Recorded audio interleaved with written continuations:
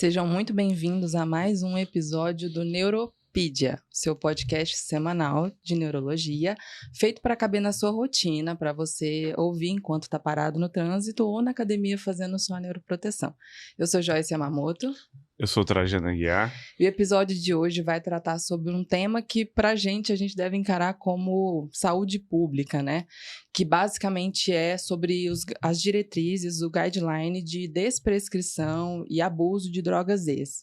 Esse guideline foi publicado recentemente pela BN e tivemos o prazer de convidar o primeiro autor para falar sobre esse guideline para a gente tirar todas as nossas dúvidas. Hoje a gente está com o Dr. Fernando Gustavo Stelzer. Ele é neurologista e neurofisiologista pela USP e atualmente é médico assistente do HC de Ribeirão Preto, do Departamento de Medicina do Sono. Muito obrigada pela presença aqui, doutor. Obrigado eu, porque a gente está precisando divulgar mesmo o nosso consenso, né? Ele saiu agora há pouco tempo, mas a gente precisa divulgar isso, porque realmente é um problema de saúde pública, é isso que a gente está enfrentando hoje no Brasil, né? Exatamente. Quando eu fiz o convite para o doutor, eu dei várias opções de horário, né? Eu falei assim, olha, a gente pode ir 7 horas, 8 horas, para ver qual que ele poderia, porque né? O médico do sono, você não sabe muito bem qual que é o horário dele, né? Então, assim, como eu queria muito que ele viesse no nosso podcast, eu dei vários horários. Aí ele falou assim, ó, pode ser às 7, eu sou matutino extremo. Isso, é uma coisa que a gente não fala muito, né? Isso não é uma transtorno de ritmo, porque eu não tenho um transtorno, né?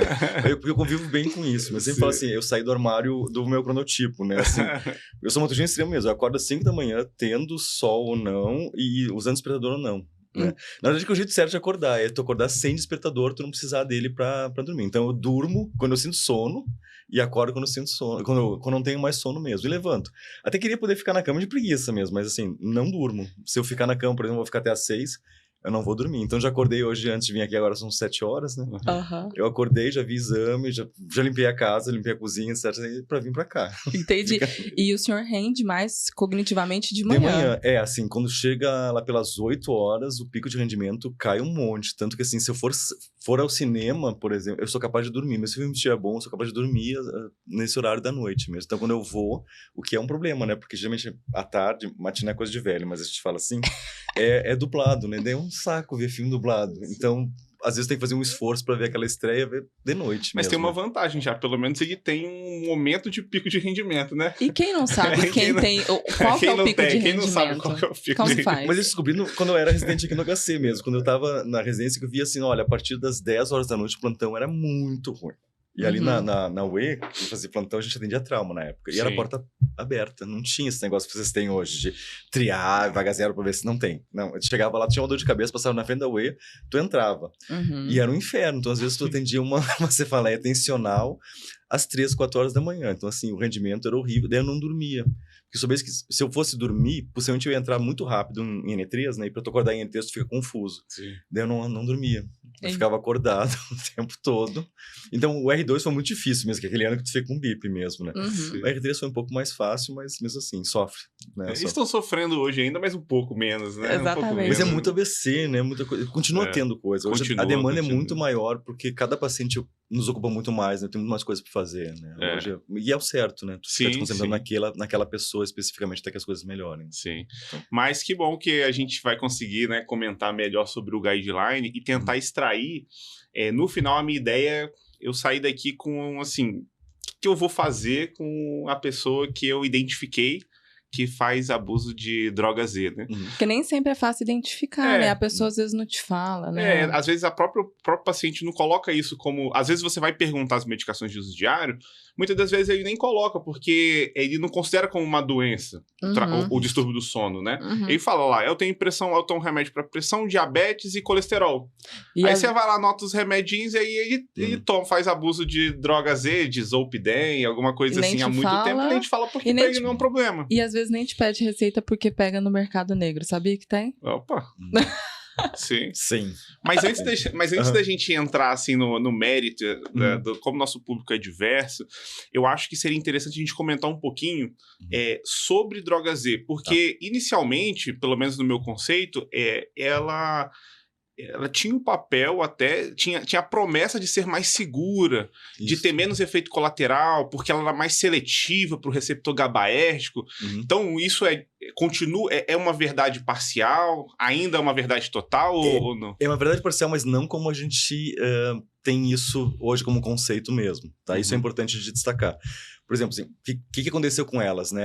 As drogas, às vezes, a primeira que saiu, né, para nós aqui no Brasil foi o Zolpidem. Para ter uma ideia, eu era residente na época, fazia R3, tá? Então, quando surgiu, eles surgiram para substituir benzodiazepínico. Nossa, grande vantagem. Porque, assim, os benzodiazepínicos já vieram para substituir os barbitúricos, né? Que eram muito ruins do ponto de vista de sedação, né? E naquela época se comprava sem receita mesmo. Daí entraram os benzodiazepínicos, já foram melhores do ponto de vista de segurança do que os barbitúricos. Morria menos gente. Por exemplo, a Marilyn Monroe morreu de intoxicação por barbitúrico, misturado com álcool, obviamente, mas tinha uma insegurança da medicação. E quando entrou o Zolpidem, cara, muito seguro, assim, que beleza a medicação. Tanto que vocês terem uma ideia, ele entrou em 92 no mercado, né? Lá nos Estados Unidos, ele é americano, a droga é de lá, e se começou a prescrever com esse perfil de muita segurança. Então, em 2000, saiu o primeiro estudo que juntou os casos, tá? de problemas de dependência, de abuso, tolerância e de efeitos colaterais graves do Zolpidem. Tinha 15 casos. Então, de 92 a 2015 casos de problemas com o Zolpidem publicados na literatura. Super segura a medicação, em 8 anos tu juntou só 15 casos, cara, tranquilo, né? 2 casos por ano, estamos ótimo, né? Sim. Só que depois disso a gente começou a ver que tinha, sim, problemas em relação ao Zolpidem. Mas não é só o Zolpidem, a gente parece estar demonizando ele no consenso, mas essa não é a ideia, né? A ideia é entender para quem serve a medicação, então o consenso começa com os usos da medicação, é engraçado. O consenso americano, o consenso europeu, né? O americano não tem ainda, ele já vai direto para a retirada da medicação. A gente não, a gente quer saber para quem que tu vai usar, né? E para quanto tempo tu vai usar e a dose que tu vai usar para aquela pessoa. Tem que ter um perfil de cada pessoa que tu vai poder usar a medicação e saber selecionar bem a medicação para quem tu vai usar o remédio. Mas não é só o Zolpidem. No Brasil a gente tem ainda o Exopiclone, Exopiclona, eu sempre troco, porque em inglês é Exopiclone, e a Zopiclona. Tá? O Zaleplon, que é a quarta droga, a gente não tem no Brasil, tinha, mas acabou sair do mercado, então também não faz falta assim mesmo. Mas o grande problema é o Zolpidem. A gente acredita que é pelo grande uso dela. Talvez os outros, quando tiver um uso em larga escala, a gente talvez comece a ver também. Tá? Isso é típico de medicação. Por exemplo, vocês não sabem disso, mas o fenobarbital, por exemplo, se demorou 60 anos para descobrir que ele podia provocar cardiopatia na criança da gestante que tinha usado fenobarbital. Então, 60 anos para isso, talvez a gente vá prescrever mais daqui a pouco e vai começar a aparecer mais problemas. Né? Então, ele tem seu uso. Tem. Quando que eu posso fazer um uso responsável dessa droga?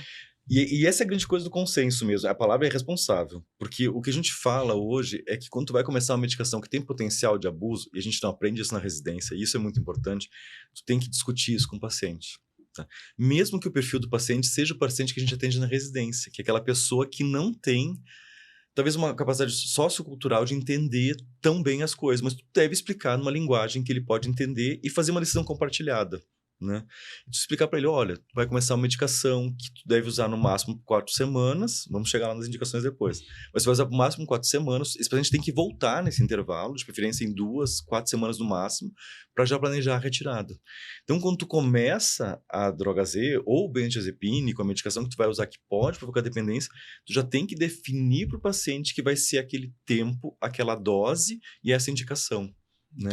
Para que ele volte, ele também fique preocupado. Olha, talvez não é assim tão fácil quanto eu ouvi da minha vizinha, quanto minha comadre usa, né? Que é assim que eu posso usar. Porque você sabe como é que funciona o consultório. Assim, tem pacientes que começaram a usar clonazepam porque os pais usavam.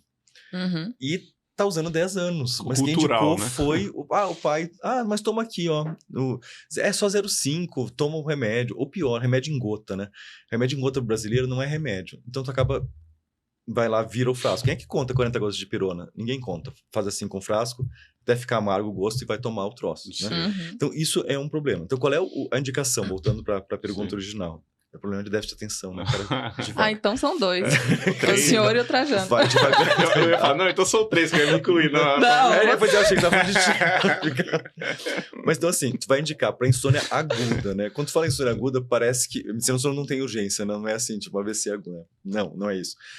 Insônia aguda é aquela insônia que começou há pouco tempo, tá? Então, geralmente vai ser próximo do evento que desencadeou a insônia e ela vai durando no máximo 4 semanas. Tá? Então, a indicação da medicação é por 4 semanas, de preferência de uso intermitente. Então, naquela noite que o paciente sente que ele está mais cansado, que se ele fechar o olho ele vai dormir, não toma o remédio e vai para a cama sem uso. Né?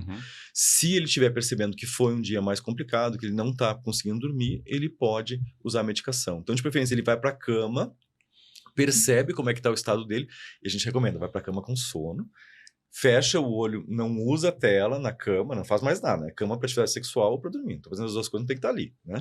Então, tenta dormir, não conseguiu, toma medicação. E isso é importante. Droga Z tem que se tomar na cama, tá? E daí que vem um dos grandes efeitos colaterais que vocês ouvem em rede social, sempre tem um famoso aí que teve um efeito colateral mais grave da medicação, e tem várias histórias depois que a gente pode contar. Mas então toma na cama mesmo e espera o efeito da medicação. E não repete a dose. Tá? E isso é importante. Tá? A outra coisa que é importante, não se usa para criança, tá? Então não está liberado, menos de 18 anos, não tem indicação. E a gente pega a criança usando... Criança, nossa. Assim, já vi polissonografia de paciente em uso de Zolpidem com 12 anos, sabe assim? Então, tu vai ver a polissonografia, a criança dorme 90% do tempo do exame, que é um exame chato de fazer, a pessoa consegue dormir 90%. Sabe que precisa do remédio? Sabe que foi bem avaliado? Então, tem que ter uma indicação certa, e não usa para criança. Idoso e mulher, o ideal seria Zolpidem ser metade da dose. A recomendação de mulher, ela é americana. Na Europa não tem essa recomendação e no Brasil a gente não tem. A gente fez essa recomendação no consenso, mas não tem na bula, a Anvisa não regula isso. Mas o ideal, parece que a mulher metaboliza menos rápido o Zolpidem, então o ideal seria tomar 5 miligramas. Mas 5 miligramas de ingestão via oral, de liberação regular. Tá? Por quê? De liberação imediata, que é sublingual, não é que não vai falar a marca, mas assim, o pessoal sabe qual que é, daí ele... não tem metabolismo de primeira passagem, então equivale a 10 miligramas. Entendi. Essa é outra coisa. Mas é só 5 miligramas, ele é pequenininho. Um farelinho, assim. Né? Não dá nada. Né?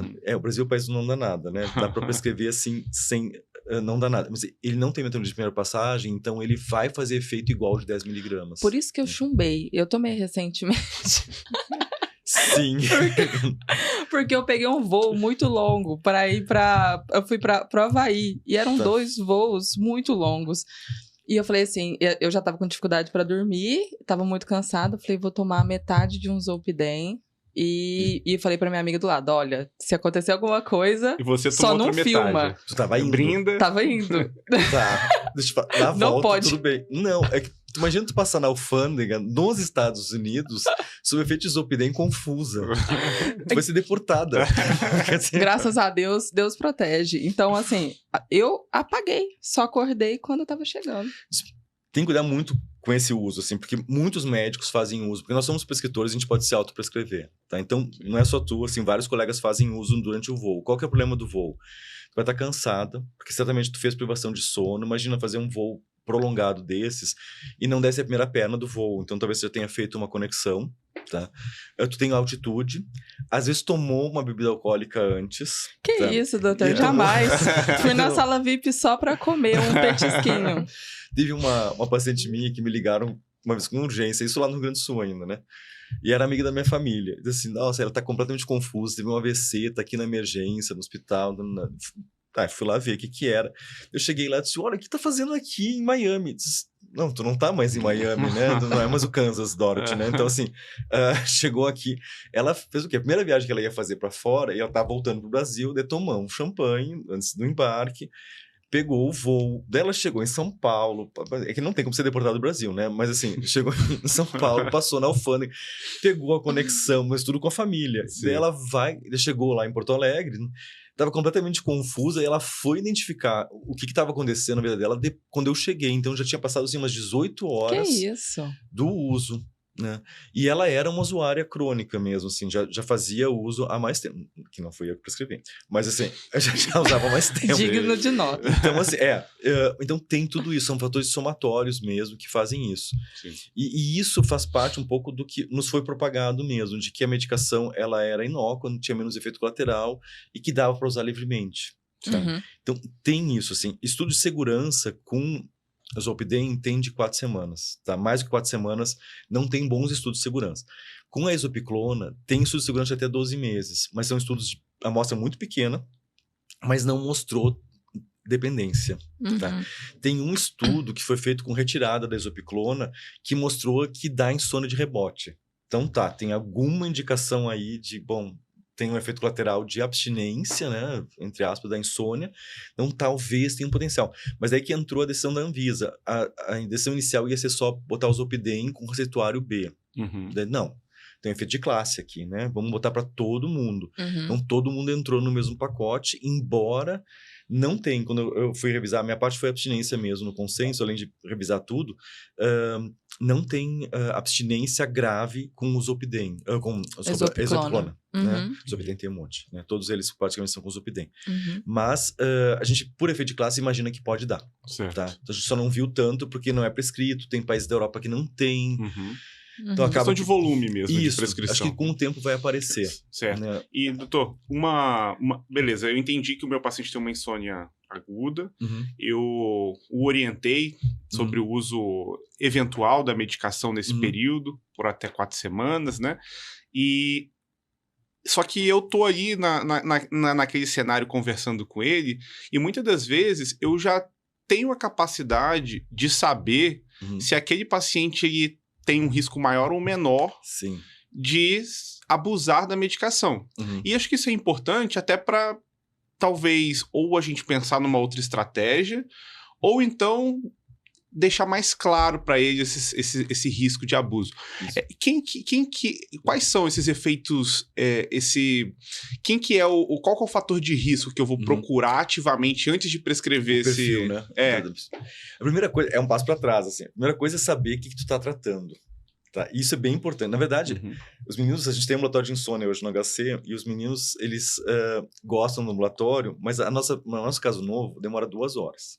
Tá? Porque a anamnese da insônia, ela é a mais chata de todas. Chata, desculpa, não é a palavra certa, mas ela é a mais detalhada de todas. Tem que perguntar tudo. Tem que perguntar tudo que a pessoa faz nas 24 horas, nos dias de semana, nos finais de semana, quando não está tendo a atividade dela. Tá? Então, às vezes, tu vai tratar coisas que não são tratáveis com uma droga Z. Tá? Então, por exemplo, trabalhador de turno. Ele não tem insônia, ele é trabalhador de turno. A gente pega nossos colegas de saúde, por exemplo, que são da enfermagem, por lei, a gente não tem lei para médico, né? A gente parece fazer o que quiser.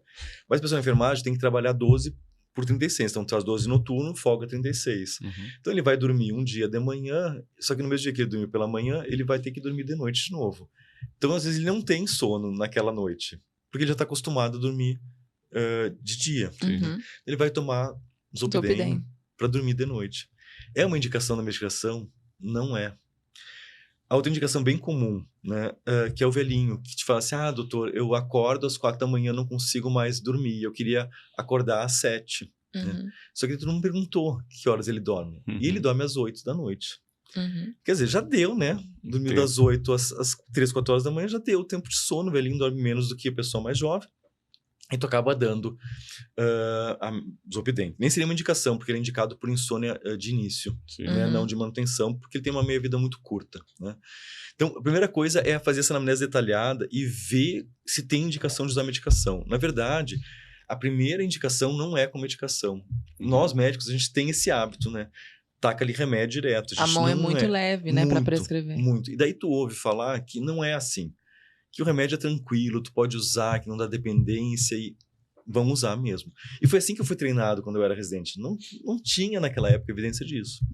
E eu prescrevi muito, muito mesmo. Não dá pra falar, não usei. E eu continuo usando, né? Mas assim, pra pessoa certa. Mas assim, voltando pra pergunta. Primeira coisa, faz a anamnese direitinho e tu vai perceber, assim, o que tem que levantar a suspeita, né? Qual é o perfil do paciente? Mulher abusa mais. Tá? Mas talvez não porque a mulher tem uma tendência maior de abuso, mas porque a mulher tem mais insônia, que é a indicação primária da droga. Então, tu vai acabar prescrevendo mais medicação para insônia, para quem tem mais insônia. Idoso, porque a gente não usa metade da dose. Então, eles têm mais tendência de ter efeito. Tá? Gente que já teve transtornos de uso de substância. E uso de substância pode ser álcool. Tá? Aquele perfil de dependência mesmo. Sabe que o perfil de dependência não é só para substância, né? Então, às vezes a pessoa já abusou da substância, ou às vezes ela tem um abuso de jogo hoje, que está super na moda, esses bets. Então, já é uma tendência de personalidade, de perfil de mais abusar. impulsivo, né? Isto, né? Então, tem que cuidar com isso. Né? Pacientes com doenças psiquiátricas graves. Então, muito seguido, isso eu atendo pacientes assim, que a insônia, ela é, de fato, a pontinha do iceberg. E tu vai puxar o fio da meada, parece um monte de doença psiquiátrica. Então, por isso que a grande dica para quem está na residência é que tenha um psiquiatra de bolso. A melhor coisa que eu fiz na minha vida, no consultório, eu sempre tinha um colega psiquiatra que atendia comigo no mesmo consultório. E é o tipo do cara que tu pode ir lá na sala dele e falar assim, olha, preciso que tu veja um paciente logo para mim, que não vai demorar 3 meses para tu conseguir consultar. Né? Então, isso é bem importante mesmo. Porque se o paciente tem transtorno de personalidade, borderline, vai abusar mais, né? E tem transtorno impulsivo mesmo, TDAH, né? Vai ter maior tendência de abuso. Então, isso tem que cuidar bastante, né? Pacientes com dor crônica abusam mais de medicação também, até porque eles usam mais, eles querem às vezes sedar a dor e dormindo, a princípio não vou ter dor, mas ele acorda por causa da dor. Então, é um perfil ruim de pacientes para usar. Então, é tanto intrínseco do perfil da pessoa, quanto um ganho secundário da medicação para controlar a insônia causada pela doença. Então, por exemplo, o cara que tem mais dor, tem um sono pior por conta da dor. Aí usa o remédio só para dormir, sendo que o ideal seria tratar a dor.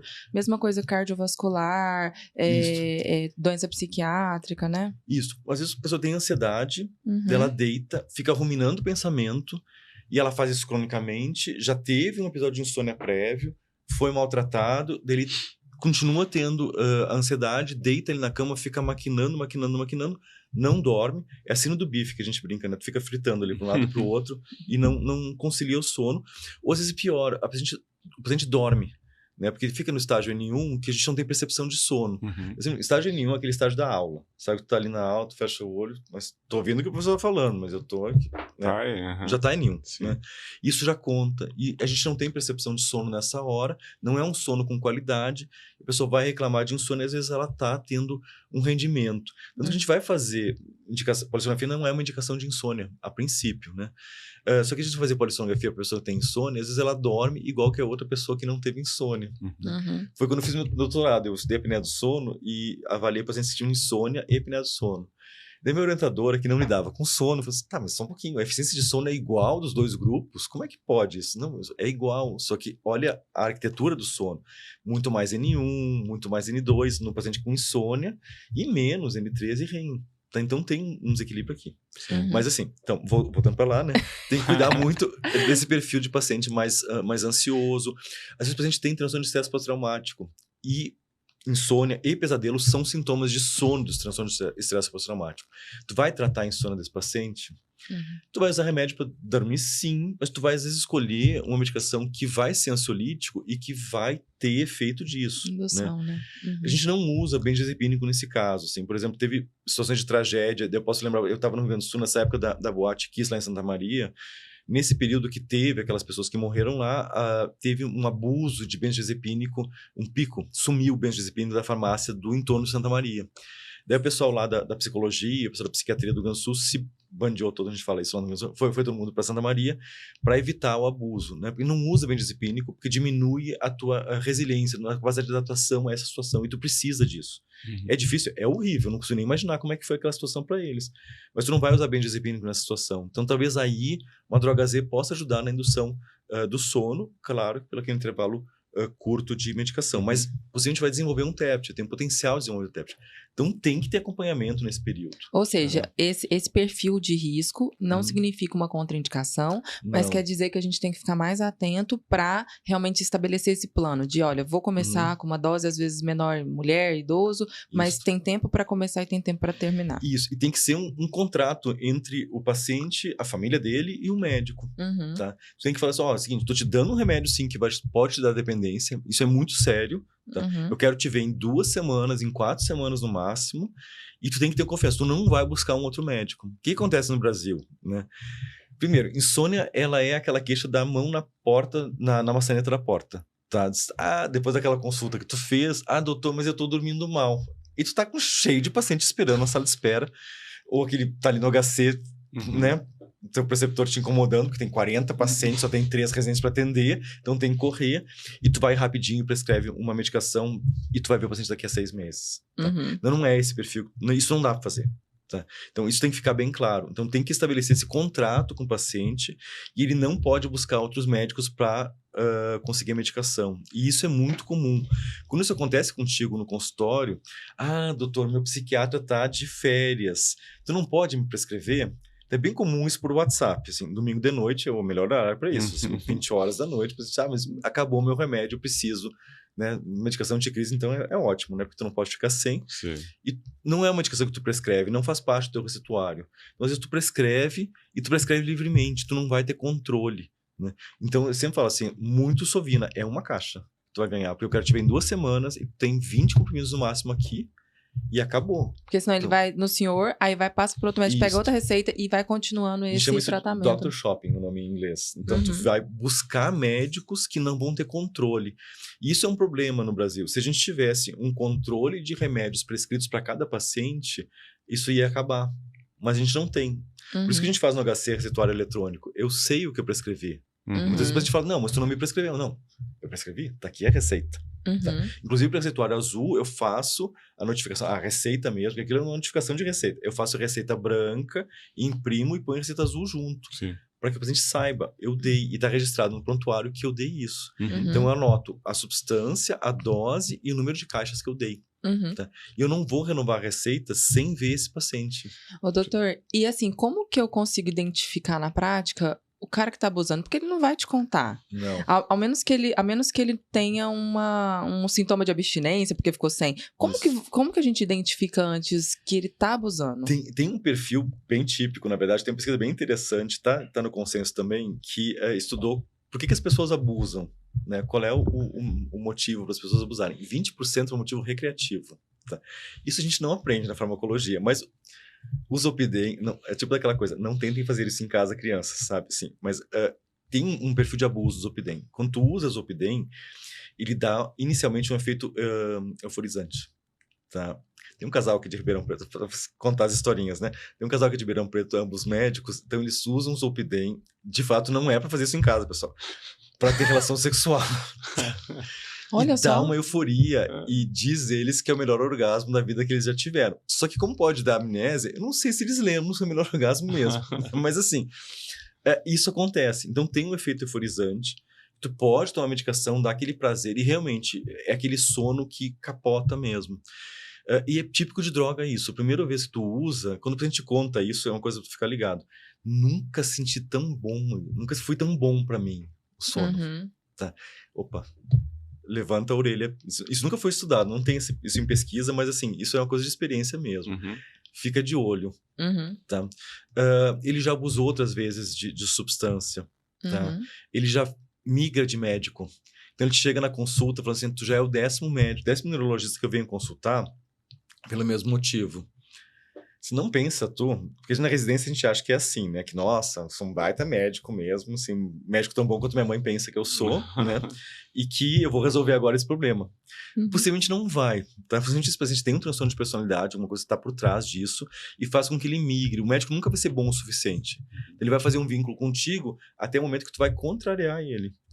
E daí ele não vai marcar o retorno contigo e vai buscar um outro médico.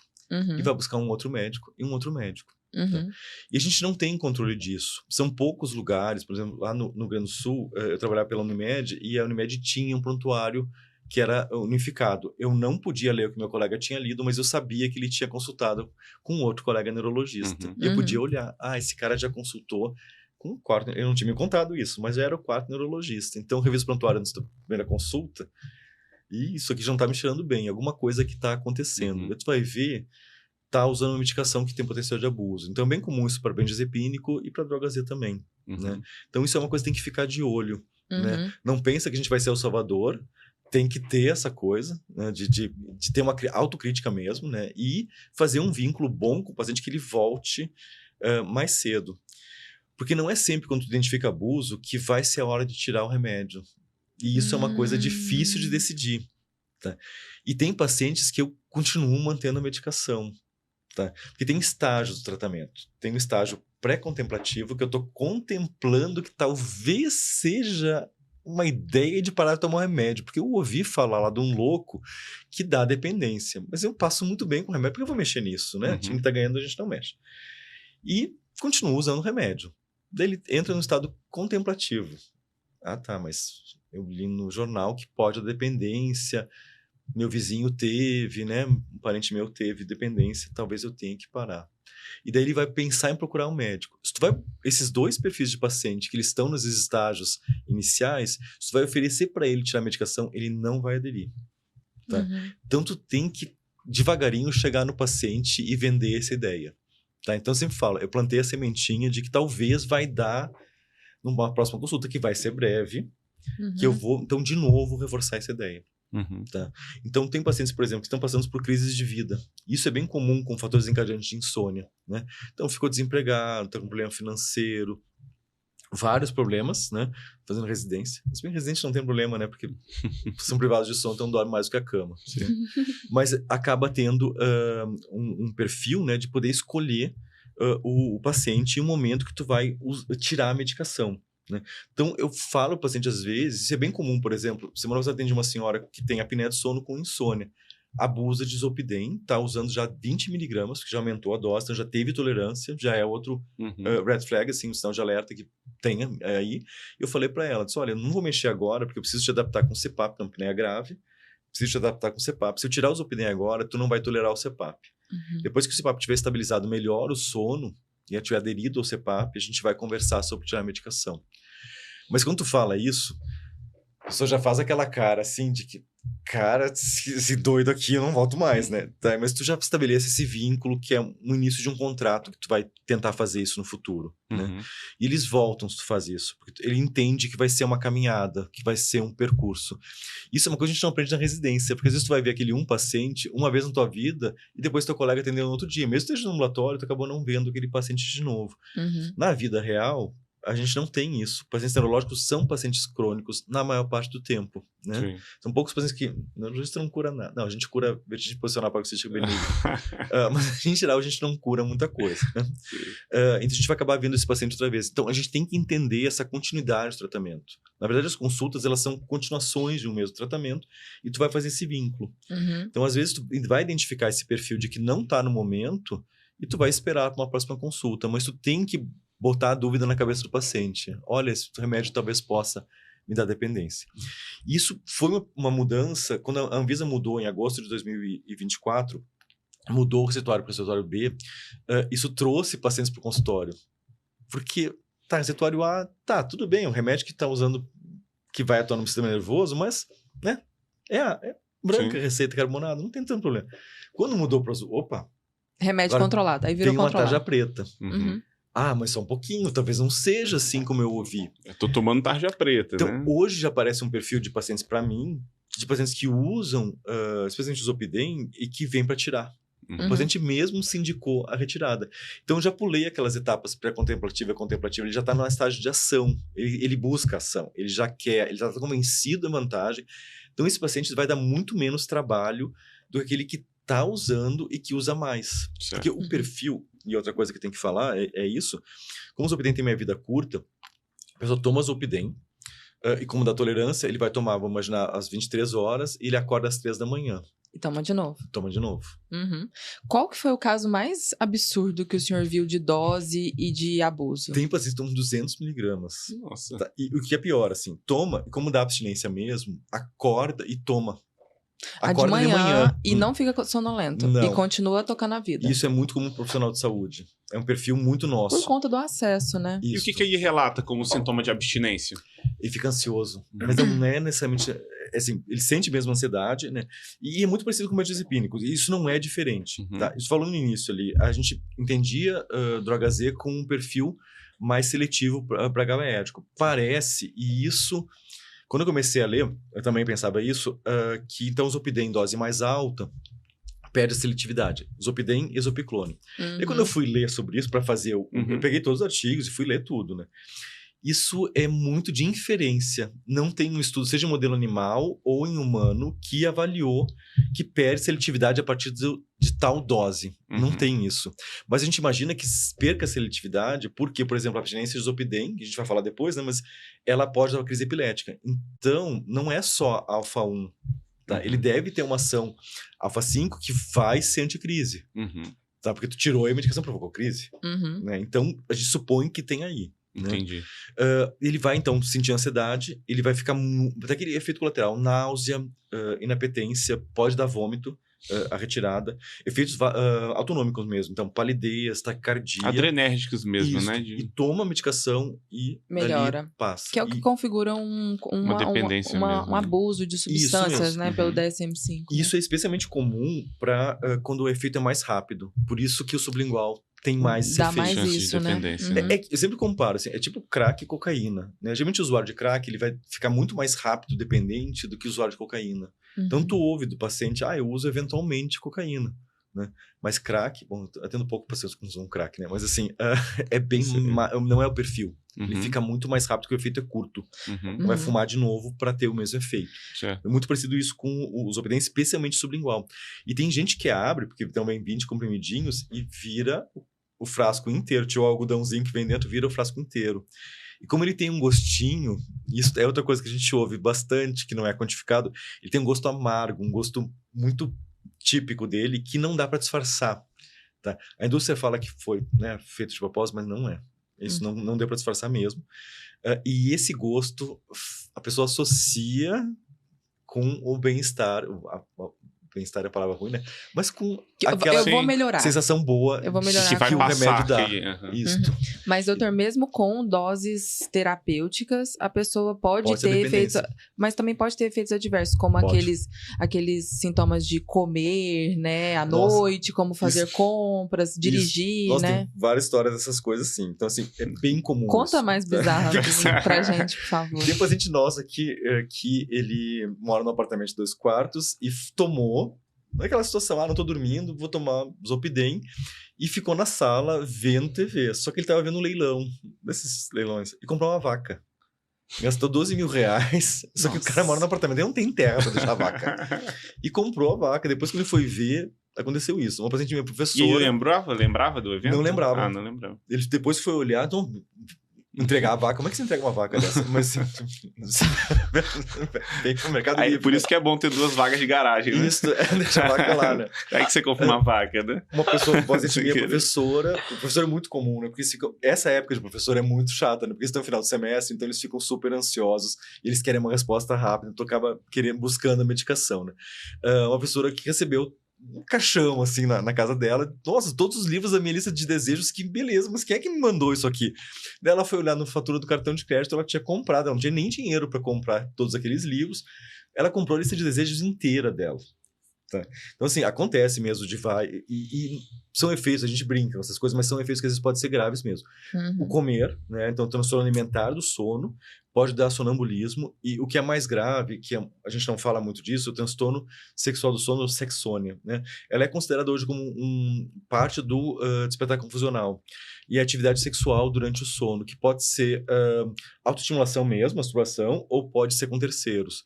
E tem casos de abuso de menores, né? Porque é dentro de casa que acontece isso. Nossa, isso é grave. Já teve caso, assim, aqui do hospital, de uma paciente mesmo, a minha mulher, isso é raro em mulher, ela usou zolpidem e ela abusou do namorado que dormia junto. Mas aí quando ela acordou, ela acorda durante o ato. E ela achou que estava sendo violentada.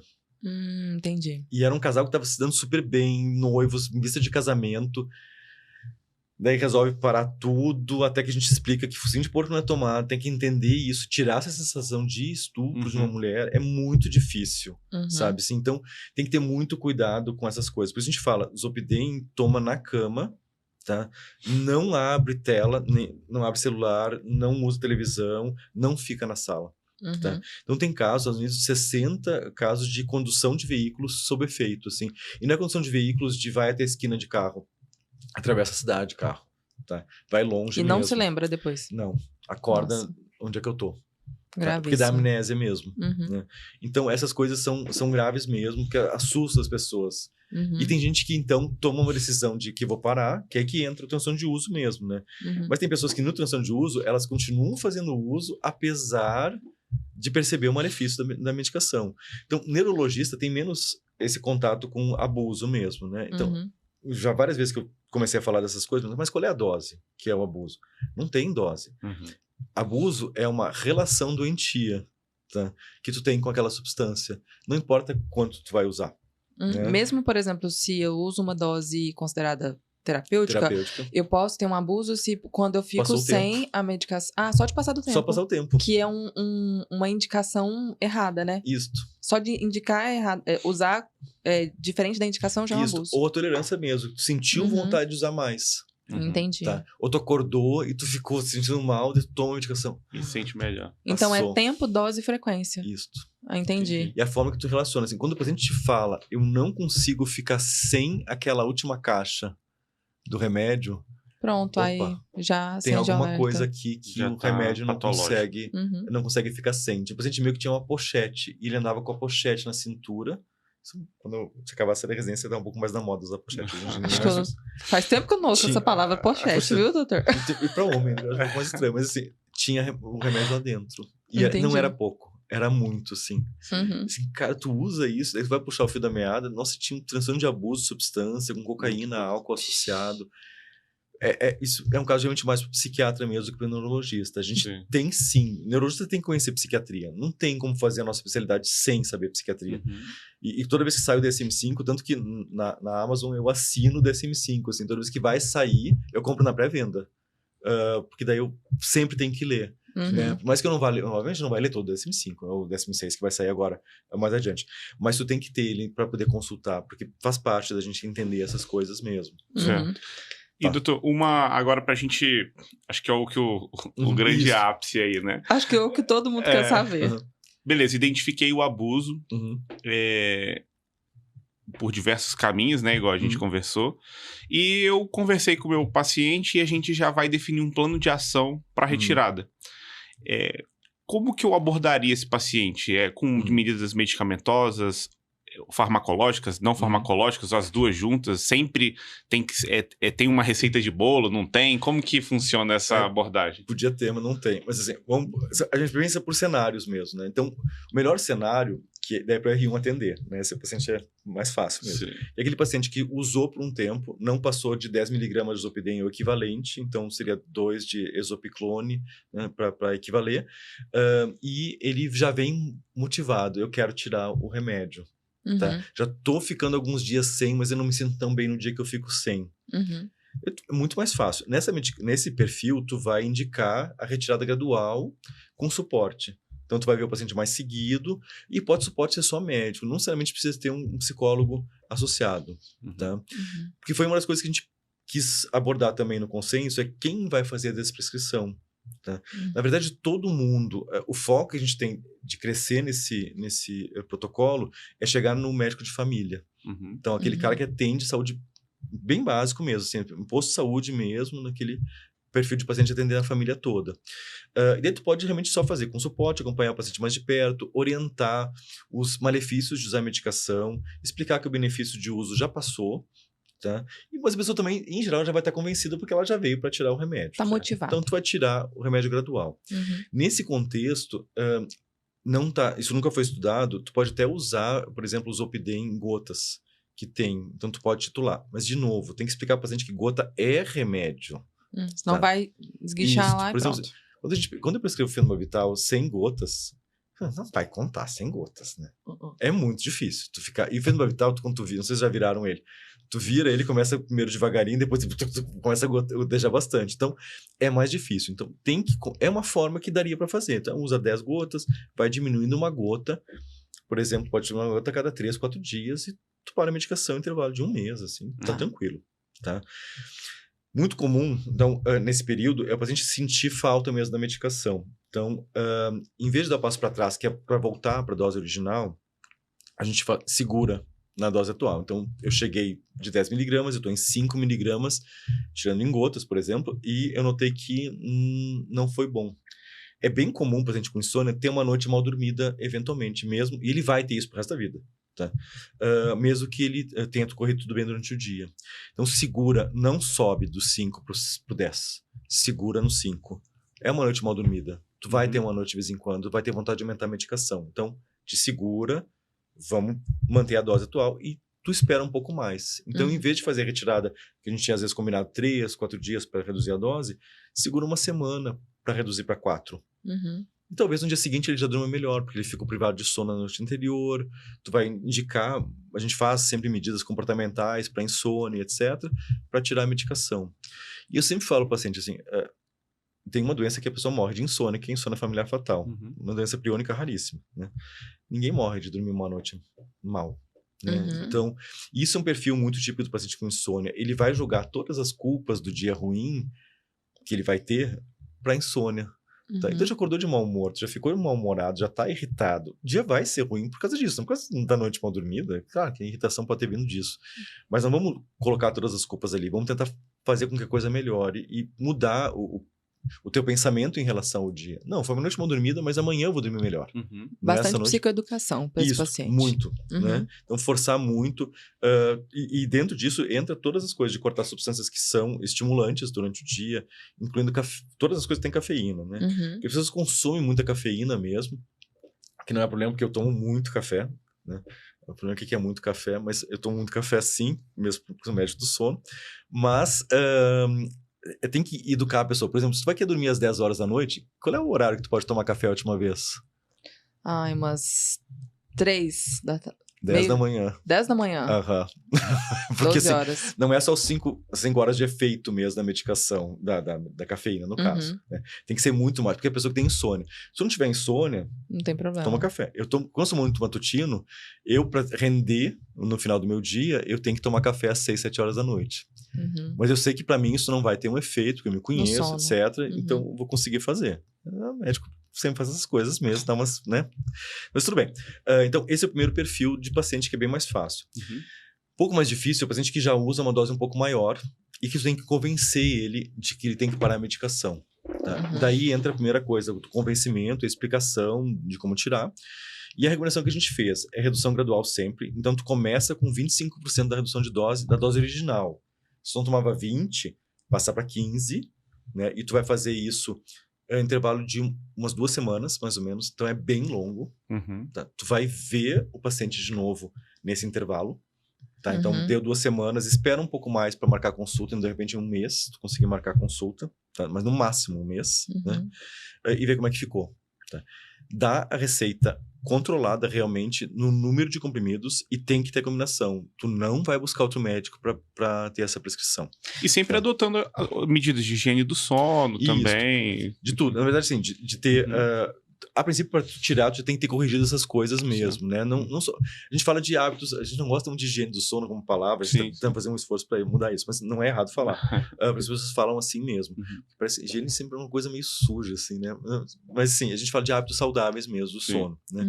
Então, para tu dormir bem, tu tem que ter... A insônia, a gente começa por aí. Insônia é uma doença de 24 horas. Ela não é uma doença da noite. Depende de tudo que tu fez nas 24 horas. Então, é bem comum, por exemplo, nós, neurologistas, lida muito com idoso. Então, tu imagina aquele paciente com Parkinson, que tem limitação motora, ele não pega sol. Tá? E na região aqui de Ribeirão Preto, não tem justificativa de não pegar sol, porque tem sol todos os dias. No Rio Grande do Sul, lá, a gente passa às vezes 2 semanas sem saber o que é sol. Tá? Então é diferente mesmo, né? Então se expor à luz solar pela manhã, fazer atividade física, ter uma alimentação equilibrada, não fazer refeição copiosa à noite, evitar cafeína. As pessoas usam muito álcool, na verdade o álcool é o primeiro hipnótico que a gente usou como espécie, né? Ele também é GABAérgico, né? Afinal das contas, né? Então evitar o uso de álcool, porque ele potencializa a medicação, então fica mais difícil ainda de tirar. Isso tudo vem antes, tá? Mas a redução que a gente recomenda sempre é gradual. Doutor, e eu preciso trocar a formulação durante essa redução? Por exemplo, tá usando um sublingual, eu trocar para outra formulação? Não, mantém. Pode ser feito mesmo. Isso é um dos perfis que tu pode escolher, tá? Para o Zolpidem, inclusive, um dos perfis que tu pode escolher é migrar para o Exopiclone. Por conta da liberação prolongada e que não tem menor dependência, menor chance de abstinência pela manhã, por exemplo. Mas, por exemplo, 10 de Zolpidem daria quanto de Exopiclone? Entendi. E a gente pode usar, por exemplo, alguma outra medicação com perfil mais seguro, que também tem um efeito sedativo para... tirar. Ponte, tipo uma ponte? É, uma ponte inicialmente. Eu chamo add-on, né? Terapia adicional, aditiva, né? Que vai botar um remédio junto. Quando tu vai começar um remédio, sempre tem que falar, não é igual. Nunca vai ser igual. A gente tem que saber disso. Tá? Então, igual aquele efeito que tu tem prazeroso de usar o Zolpidem, não vai ter. Tá? Então, isso tem que ficar muito claro pro paciente. Se ele não, e ele vai voltar falando isso. Então, vai falar, nossa, não foi igual. Esse remédio não tá igual mesmo. Então, isso acontece pro Exopiclone, que é a mesma classe. Que não tem aquele pico inicial que dá aquela euforia, dá aquele bem-estar e vai dar mais adiante o efeito de sono. Então, o que a gente usa muito, né? Então, na terapia aditiva, tu vai avaliar o perfil do paciente. Então, se aquele paciente, por exemplo, que tem dor, tu pode escolher uma medicação que funciona para dor também. Então, faz muito sentido. Não tem estudo para isso, tá? Tem estudo para benzodiazepínico, pregabalina. Tá? Na verdade, quando a gente começou a revisar, a gente começou a ficar frustrado do quanto não existe estudos de medicações para tirar droga Z. E os estudos que existem, muitas vezes, são para droga Z com benzodiazepínico. Exatamente porque se entende que vai ter um efeito muito parecido com o benzodiazepínico. A abstinência ela é muito igual ao benzodiazepínico. Mas aí a gente pode usar, por exemplo, se você tem dor, tu pode usar uma pregabalina, que tu vai avisar o paciente, olha, a gente vai fazer uma redução gradual do Zolpidem, da outra droga Z, e a gente vai associar a pregabalina. Só que às vezes o paciente é um pouco mais velho, e é mais difícil começar a pregabalina com dose mais plena mesmo para dor. Tem que começar com 25, 50, 75, tu vai escalonar. Então, às vezes, no período de escalonamento de dose, às vezes tu pode esperar para segurar um pouquinho a medicação. Isso não está escrito, mas é aquela coisa da experiência mesmo. Tá? Tu vai voltar dali 2 semanas, a gente vai te contar, tá, eu tolerei bem a medicação, não fiquei cansado no dia seguinte, não tive edema periférico, não fiquei deprimido, que é uma coisa que a gente não fala muito da pregabalina, ela é boa para ansiedade, mas ela não é boa para depressão.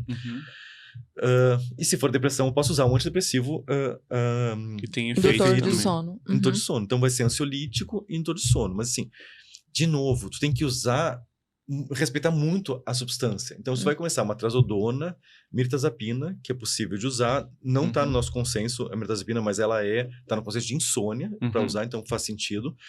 Mirtazapina sempre tem aquele cuidado do ganho de peso, que já é em faixa terapêutica, porque a faixa terapêutica de mirtazapina, ela não está na dose tão ansiolítica, é 7,5 a 15. Tá? Os psiquiatras geralmente consideram aí 30, 45 miligramas para começar a ter efeito antidepressivo ansiolítico. Tá? Mas a mirtazapina, ela vai dar mais sono em dose mais baixa. Tá? Então, a gente pode usar. Eu uso muito, isso é uma coisa que o neurologista não sabe, eu gosto muito de doxepina. Ela tá no consenso de insônia também, que foi de 2023. Ele tá gratuito também no site da Academia Brasileira do Sono. Entra lá e baixa. Depois eu vou deixar o link na descrição do episódio. Então, tu pode usar a doxepina. Tu tem que mandar manipular. Ela é um tricíclico. A gente nunca foi industrializado no Brasil, por isso que a gente não teve contato. O pessoal da dermatologia usa bastante. Para prurido, em idoso. Funciona muito bem também para prurido. Então essa é uma indicação boa. Se a gente tem uma coceirinha, né, dá para usar junto. E tu vai prescrever de 3 a 6 miligramas. Tá? 1 hora antes de deitar. Tá? E daí também tem a coisa da higiene de sono, do hábito saudável, né, do sono, que é, se eu quiser dormir às 10 horas, eu tenho que parar de me expor à tela às 8 horas da noite. Daí como é que tu faz para aquela vozinha que quer ver a novela das 9, né, que ela tá arraigada nesse hábito que vai acabar, não é, mas era das 8 na minha época, quando eu era mais jovem, né, o Jornal Nacional acabava às 8h30, a novela das 9 era das 8, acabava às 9 e pouco. Hoje acaba às 10 horas da noite. Assiste né? no YouTube no dia seguinte. Exato, eu ia falar reprise. E daí tem isso, né? Então tem que ter muito cuidado, tem que parar de fazer atividades às 8 horas da noite. Então tu vai recomendar, para de fazer todas as atividades às 8 horas da noite, faz uma coisa mais tediosa, então começa a adquirir uma rotina que vai te informar que teu cérebro tá na hora de dormir. Então vai tomar teu banho morno nesse horário, coloca tua roupa de dormir, então teu cérebro já vai entender, opa, só um pouquinho, as coisas estão mudando aqui. Faz uma coisa tediosa, então vai ler.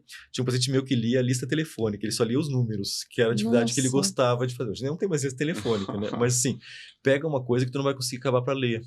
Tá? Então, às vezes a vozinha vai ler a Bíblia. Né? Então, escolhe uma parte da Bíblia lá que tu gosta e vai ler, né? De novo e vai fazer isso. Porque às vezes até fazer oração na cama não é recomendado, porque tu fica pensando muita coisa. Mas então, se for um antidepressivo, tem que ser 1 hora antes do horário de deitar. A gente inseriu no consenso a possibilidade de ser quetiapina. Tá? Ou outro antipsicótico. E cuida muito, assim. Não existe indicação de antipsicótico para insônia. Tá? Isso não está no consenso de insônia mesmo. Mas os colegas da psiquiatria usam bastante quetiapina em dose bem mais baixa do que eles costumam usar para quadros psicóticos, que é 12,5 a 25 miligramas. Tá? Então, nessa dose que ela induz sono. Tá? E os benzos, eles têm espaço nessa add-on? Tem. Na verdade, pela terapia, pelo efeito mais prolongado. Então, tu pode usar para tirar zolpidem com clonazepam. Tá. Especialmente clonazepam, porque como tem gotas, fica mais fácil de titular a retirada. A retirada. Então, tu pode até pensar, mas eu tô trocando 6 por meia dúzia, né? É o que eu pensei, né? Mas fica mais fácil de tu manipular a medicação no final. Especialmente porque o zolpidem em gotas, ele é muito caro ainda. Então, às vezes, o nosso paciente perfil HC é muito difícil, SUS, né? É muito difícil tu dar uma medicação mais cara. Mas o senhor começaria com quanto de clonazepam? Assim... Esse é o problema, não tem uma equivalência de dose, tá? Mas se você está usando, por exemplo, 20 miligramas, daria para passar para 2 miligramas de clonazepam. 2 miligramas de clonazepam, tá? Lembrando que mesmo benzodiazepínico não é igual. Efeito. A gente nota isso. Entrou também no consenso a ramelteona. Essa é uma substância que a gente tem menos contato como neurologista. Ela é um análogo de melatonina. Tá? Tem estudo da ramelteona, 2 estudos japoneses bem interessantes, que a ramelteona foi eficaz para retirada de droga Z e benzodiazepínico. Mas ela foi comparada com uma outra classe de medicação que vai entrar no Brasil agora, nesse ano ainda. Deve ser, a primeira semana de dezembro, tem o Congresso Brasileiro de Sono em Salvador. E lá que deve ser lançada a medicação, o pré-lançamento mesmo dela, para 2026 começar aqui no Brasil.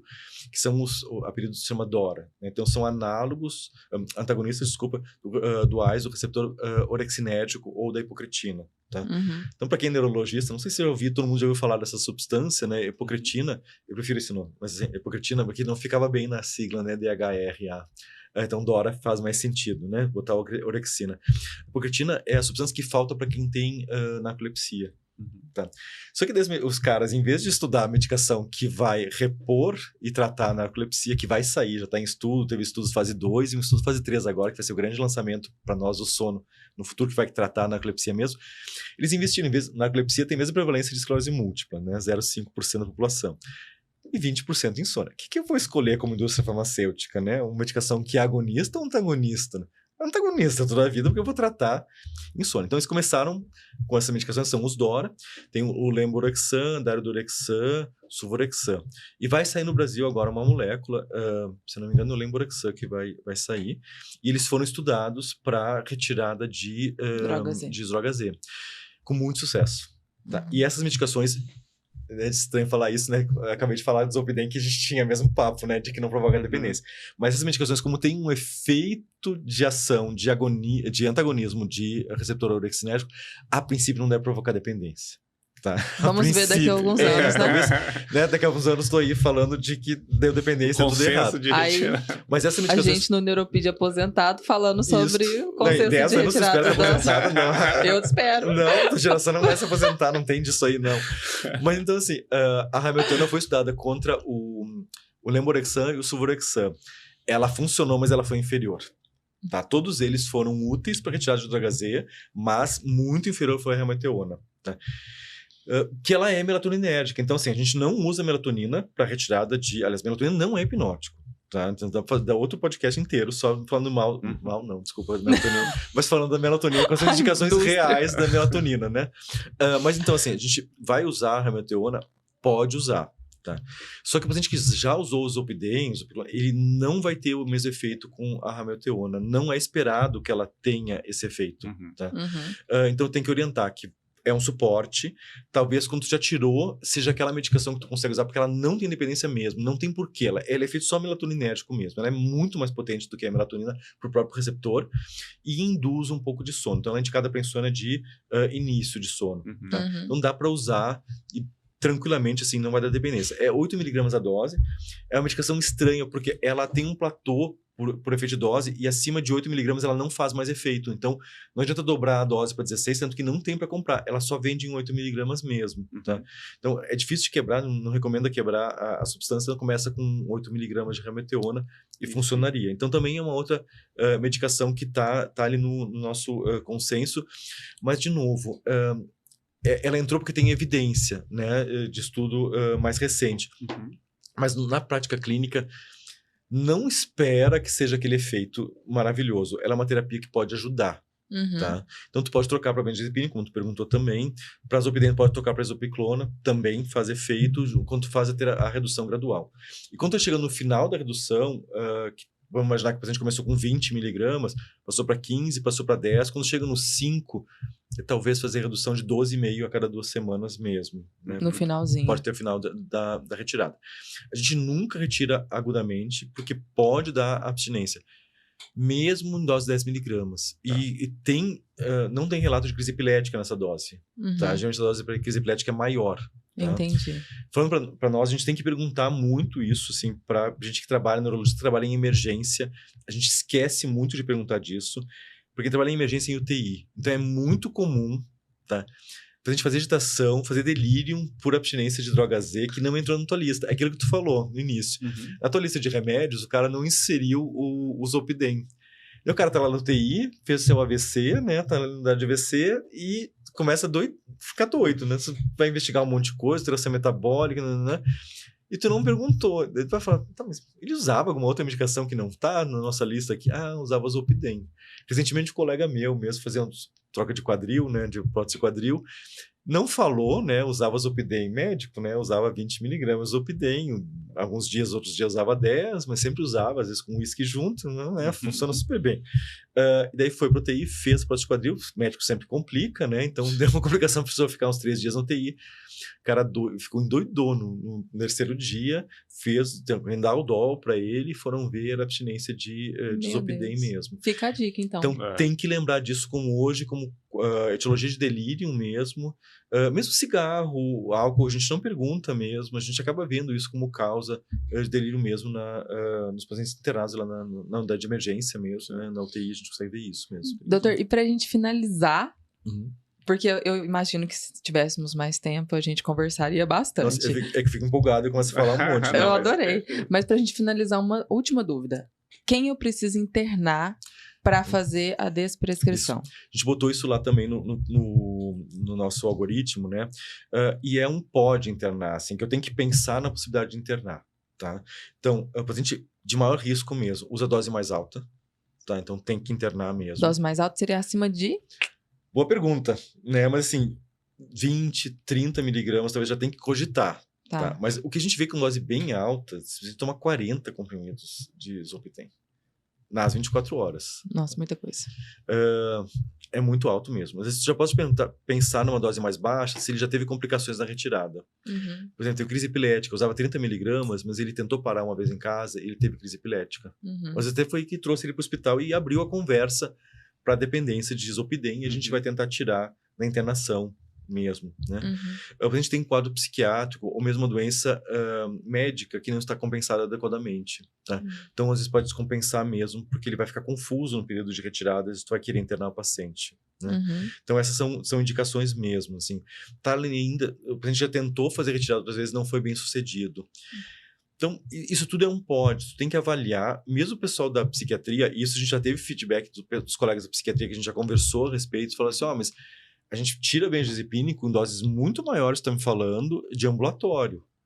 Porque hoje se tentou tirar do hospital o paciente psiquiátrico e deixar de ambulatório. Mas como é que eles fazem isso? Vê o paciente de semana em semana. Hospital dia, às vezes, né? Isso. Regime. Vê o paciente muito mais, ou tem um feedback do paciente muito mais próximo, né? Que é uma coisa que a gente no SUS tem um pouco mais de problema, né? Porque tu não vai dar o teu telefone, o WhatsApp paciente do SUS, né? Que tipo de abuso ele vai fazer o teu, né? Vai invadir a tua vida ali usando o teu contato. Mas a gente do consultório, muitas vezes a gente dá o celular e ele tem que ter acesso a ti, claro que com aqueles limites, manda mensagem às 2 da manhã, porque eu não dormi ainda, né? Isso vai acontecer. Você imagina o WhatsApp dele. Isso acontece. Nossa, doutor, não tô conseguindo dormir. Não, a gente procurou assim, precisa consulta com urgência, tinha insônia, né, crônica, né? Só que também tinha transtorno, personagem limítrofe, né, border, né? Daí, então preciso para amanhã a consulta. Eu disse, então vou abrir o consultório mais cedo, aparece lá às 7 horas. Não, às 7 horas não posso porque eu tô dormindo. Né? Podia botar aquele pi agora, né? Falar assim, vai, né? Assim. Mas estava se sedando daí tu vai buscar, isso já é um sinal, vai buscar. Tava tomando, acho que 10 comprimidos de Zolpidem na noite, junto com pregabalina, junto com um monte de outras coisas também. Então, isso já é um sinal de internação mesmo. O primeiro sinal de internação é quando a gente faz abuso, né? Que é aquele paciente que usa indevidamente, usa para motivo recreativo. Tá? Então, primeiro, a gente tem mais risco, esse faz abuso, usa dose mais alta. Esse paciente a gente vai ter que pensar em internar mais cedo mesmo. Tá? Mas o ideal é fazer ambulatoriamente a retirada. Tá? Mas quando chega no perfil de dependência grave mesmo, o ideal é ter um psiquiatra junto. Tá? Entendi. Então, tem um tratamento conjunto, né? multidisciplinar, às vezes com uma psicóloga junto, caso seja indicado uma terapia cognitivo-comportamental para insônia, né? Tem que ter mesmo, assim. Então, o ideal desse paciente mais grave mesmo, tu vai ter junto contigo um psicólogo, um psiquiatra, às vezes tem um assistente social, porque uma das coisas que tem que ter é suporte familiar para retirada, ou suporte social mesmo. Às vezes a gente não tem família, mora sozinho, mas ele tem um suporte de amigos, colegas que podem ajudar nesse sentido. Assim, não é porque a gente está com o tempo limitado no podcast, mas é importante só frisar que a terapia cognitivo-comportamental tem sua importância muito bem fundamentada. A gente não comentou disso aqui no podcast, mas por conta do tempo, mas tem uma importância bem consolidada com evidência, e inclusive. O médico pode fazer terapia cognitivo-comportamental, só tem que ter treinamento para isso. Perfeito. Né? Ou então tu vai ter que ter um psicólogo para isso. O problema é que são 50 psicólogos do sono no Brasil. Então tu pode usar um psicólogo clínico mesmo, que vai te dar esse suporte. Né? Mas quando é um perfil mais grave, o psiquiatra é bem indicado mesmo. E a gente está nesse período da vida, né? Nós como médicos, a gente tem que falar um pouquinho de que tem que ter médico associado. A gente vê, às vezes, o psicólogo tenta fazer sozinho. Como tem que ter manejo medicamentoso aqui, é um pouco mais difícil. Para a gente mais grave, o psicólogo não serve sozinho. Ele vai ter o papel dele, tem muito papel. Nossa, a gente usa muito. Nossos colegas psicólogos são excelentes parceiros, assim. Só que sozinho é mais difícil. Né? Então, o ideal é trabalhar em conjunto mesmo. Perfeito.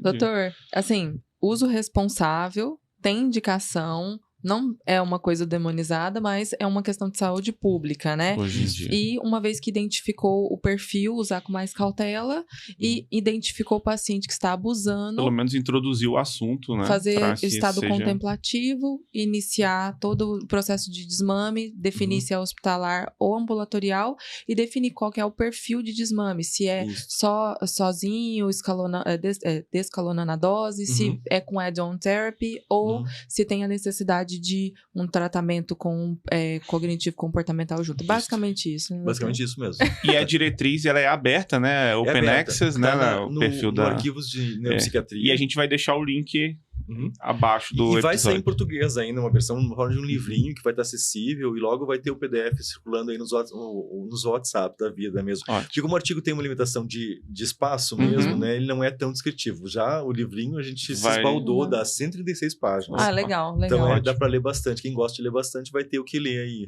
Que bom. Entendi. Doutor, muito, muito obrigada pela sua presença. Eu acho que foi um episódio muito rico e muito provavelmente já sabe que o senhor vai voltar aqui pra gente bater mais papo sobre transtornos do sono. Eu agradeço muito, porque assim, a gente tá batalhando mesmo de divulgar isso, assim, acho que se puder fazer o artigo circular mesmo nos grupos de WhatsApp de médicos, a gente sabe que isso é assim hoje que a ciência circula no Brasil, né? É super importante fazer isso mesmo e acho que o papel de vocês é fundamental para ajudar nessa divulgação mesmo. Muito obrigado. Muito obrigada. Pessoal, e para você que ficou com a gente até agora, deixe seu like no nosso episódio e já assine o canal para receber as notificações em tempo real. A gente tá adorando os comentários que vocês estão deixando pra gente nos episódios. E a gente tem respondido, né? Isso, e assim, o doutor, ele ouve o nosso podcast, então se deixar comentário, o doutor vai responder, tem essa responsabilidade. Com dúvidas a respeito do desmame de drogas. Só comentário bom, nada de haters. Sem haters. Não, quem quiser dar hate na gente, a gente vai responder também. O Trajano vai ficar incumbido disso. Ele é mais calminho. Tá certo, gente? E muito obrigada pela audiência e fiquem ligados nos próximos episódios. Um abraço. Falou.